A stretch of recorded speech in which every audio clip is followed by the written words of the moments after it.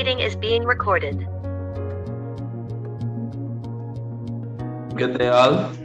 Thank you for being here for today's match preview for the third ODI in the CG United ODI series presented by Gold Medal.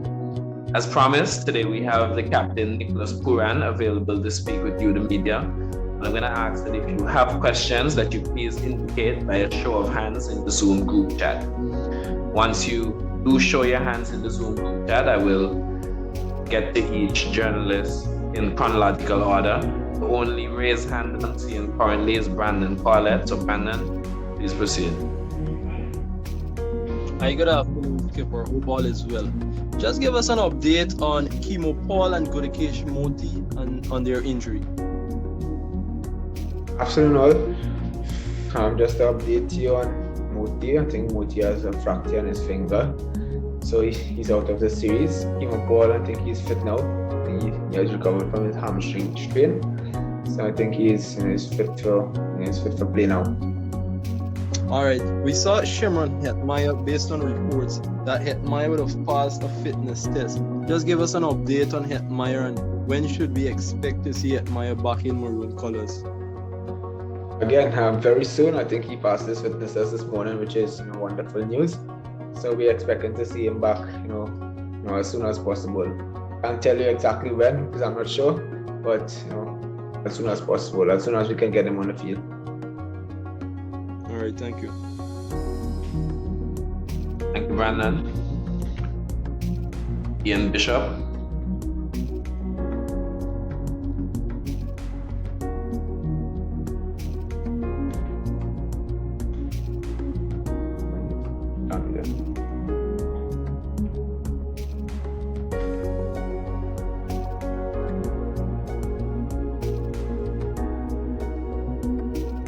Sorry, that's my bad. Hello to everyone.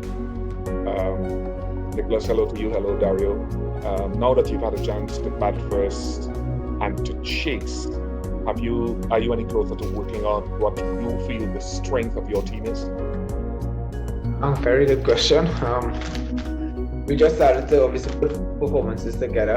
I don't want to jump to a conclusion and say, our batting is our strength or our bowling is our strength. As a team, we are still figuring it out. We haven't put collective effort together yet, so obviously the results haven't shown that yet. But the more games we play as a unit, I believe we're gonna figure it out, and we are close to actually crossing the line and actually figuring out what is our strength as a team. I don't want to be saying that our batting is our strength or our bowling is our strength. I want both facets to be our strength, to be honest, because that's how we're gonna win cricket games. So we just being in the moment, trying to learn as fast as possible and sticking through this tough time together as a team. Forgive me, I don't want to hug the clown. You batted a long time with Shea Hope, and obviously there are diverging views out there. How do you view Shea's role within this current team? Yeah, his role remains the same for the last 5 years. I think he knows he just needs to bat through. He doesn't need to study about his strike rate or any other thing. He just needs to be out there for the team. And we know once he's there, he's going to score runs for us, and that is what matters the most. I think he just being there obviously sends a message, and there's a bit of a calm in the dressing room as well. We know at one end he's holding up things, and the other guys just need to find in themselves to do their job and do what the team is required of them to do at that moment. So he's very important for our team, and he knows that. And time and time again, he keeps putting his hands up and keep proving to everyone how good he is as a player. I'll just get out of here on this quickly. There's a lot of white ball cricket coming up, shorter format. Until the New Zealand tour, where Cricket World Cup Super League points are available from almost middle of next month, how are you going to manage your game time and your freshness with all the cricket coming up until that important period? That's a tough one because as a group we want to win. We want all our players to obviously be available for us.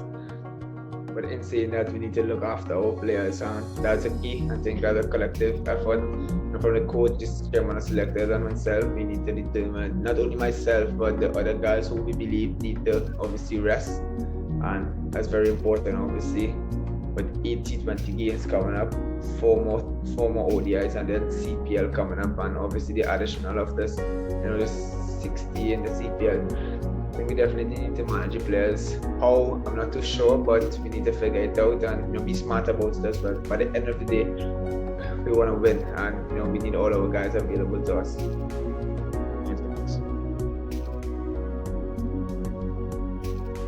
Now the landing tackles going to be followed by Akeem Green. Manning. Yeah, hi, thanks Dario. Hi, Nicholas. I know we experienced 2 tough losses in the first 2 ODIs. What's the confidence level going into the 3rd game tomorrow to try to avoid a sweep? The confidence level is there. The guys are obviously hurt. That 2 losses obviously hurt us a lot. But that's another game, and that's another experience and another opportunity for us to learn. And this game keeps teaching us different things every single opportunity we get. And I'm just happy that we have had that experience. It's difficult to obviously lose and be disappointed, but that's where the learning takes place. And as a group, we understand that and we know that for a fact. I think it's our time now. As I keep telling them, winning and losing is contagious. And at the moment in ODI cricket, we are losing and we are finding ways to lose games. But in terms of the confidence level, all the guys are ready for the challenge again tomorrow, and we are ready to come out there and put our hearts and souls out there and perform for the team just to get that win. And final question for me, can we get an update on Jason Hola? I know he missed the first 2 games because of COVID. Is he available for tomorrow? Yeah, he's available tomorrow. He's COVID free, so hopefully we'll see him on the park tomorrow. Okay, thanks a lot. Thank you. Nick, hindsight can teach us a lot of things. I just wanted to know, in terms of managing the bowlers in the dead aspect, that last game, Kyle Mears only last over. What I would talk about how you can manage some of your bowlers better in terms of ensuring you keep pressure on your opposition to pull off those narrow victories. That's a good question, because I can't fault my bowlers. I can't ask them to do any better for me. I think in the last 10 overs required run, it was 10. I can't ask them to do much better for me on that wicket, to be honest. I think not only myself, but I felt like everyone came up with good plans, and we bowled really well to India in the first 40 overs of the game. And asking me to manage my bowlers better there, I think that's a tough question, because if I could, I would love to know how. But in saying that, I felt like the guys obviously utilized the conditions really well, and unfortunate for us, we didn't hold our nerve there in the end, and obviously we paid the price. I know the series is lost in terms of this 5th over series, but given where you came from against Bangladesh, the kind of performances and to do this against India, two matches where many say the West Indies could have won both, what's your self-belief like going against a quality opposition and be able to go so deep and narrowly lost both of them? Yeah, I think as a group we forgot what happened in Ghana in that ODI series. I think we don't really want to keep speaking about that, because we know obviously conditions didn't allow us to play the game how we would have liked to. But in saying that, we learned a lot there, and we know coming up here we asked for better wickets, and the Queen's Park Oval offered that for us. And I think I think that's a big tick in the box for us, because we actually asked for good wickets. We got good wickets, and we came out, and I still feel like we battled better than the team than India in those 2 games. Unfortunately, we lost, but that's a big tick in the box for us, especially by asking for better wickets, because the evidence is there. Every time we do get good wickets in the Caribbean, we actually put our hands up as batsmen and perform. So hopefully after this series here, wherever we do play, we do get better cricket pitches, not only for ourselves but for the other teams as well. Now we're not asking for any home advantage, but just good cricket pitches, and hopefully we can continue as a team to continue to make people proud, continue to play hard cricket, which we are, and hopefully things go our way as well. Finally, for me, this morning I got positive reports that Hetmyer would have passed his fitness test, probably laying the way for his selection in the T20 series. Even more excited about now that he's passed fitness test, he could be selected back again for the West Indies. Yeah, Yeah, obviously, with him passing his fitness test, he's for selection now. I think I'm happy that he came and he did put the work in, and that says a lot about him as well. So looking forward to him to be up for selection, and hopefully he can do well for West Indies and continue to obviously come here and put smiles on people's faces and entertain.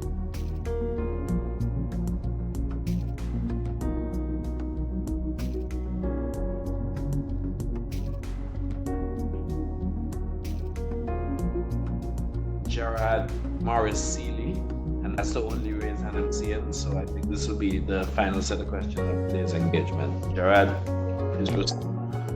Thanks, Dario. Hello, Nicholas. My name is Gerard Morris from Sports Max.